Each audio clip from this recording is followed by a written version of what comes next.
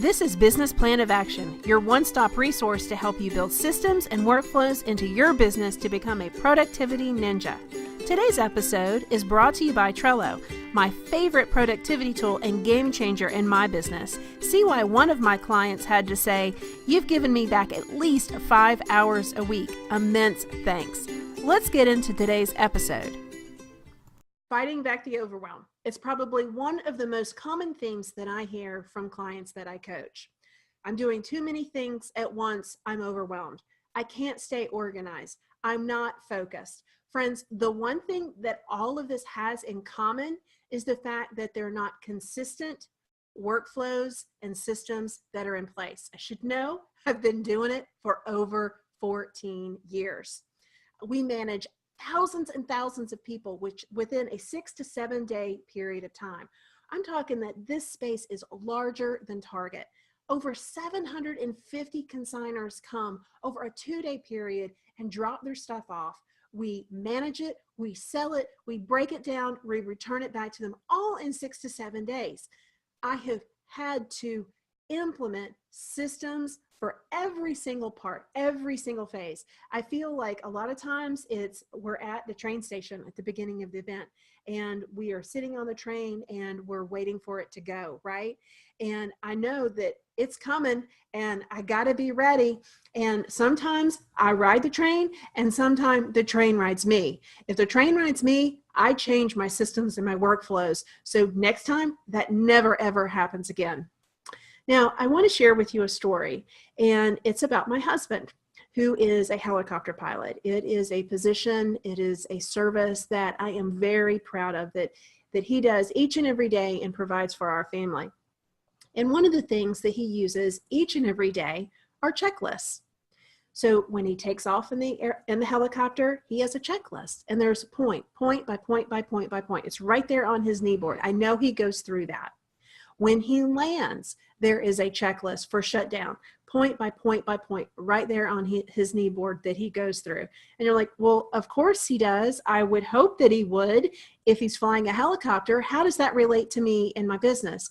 It relates to you and your business because the question is, have you done your task in your business for over 5,000 hours? And you're like, well, no. I mean, I don't know many people who have. That is the reason why you need to implement systems and workflows. And I'm going to give you 5 specific examples of why, okay? Number 1 is you catch the little things. Now, when my husband went to flight school over 20 years ago, part of that whole process was not only learning the helicopter and learning all of those systems, but also learning emergency procedures. So if this happens, here is a whole nother checklist that he needs to be familiar with and know like the back of his hand. Much like you in your business, let's say, for example, you want to run a webinar. You know it increases emails. You know that you can get people into your funnel and ultimately try to sell them your product. Well, if this is not something that you're doing each and every day, to go willy-nilly and not have a detailed workflow system checklist in place, something's going to happen. And it's not going to be good. You could forget to push record. Then you don't have a replay.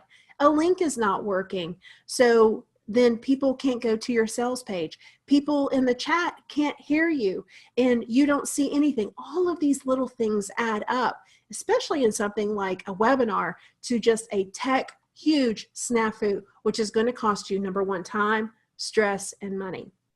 Number 2, you're going to become faster and efficient.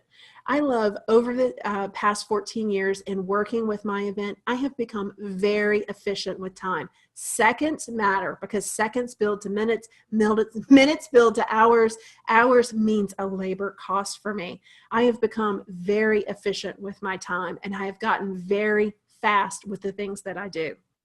Number 3, you're going to see gaps in areas where you can bring someone in that shares their creativity and expertise, and your productivity is going to go through the roof. I wish I would have delegated in my business so much sooner than I did, because when I can have one person focus just on one area, that area becomes so strong. My business becomes so strong because of their creativity, their talent, and their focus, which allows me to pull back, take that helicopter view, and grow my business in other ways.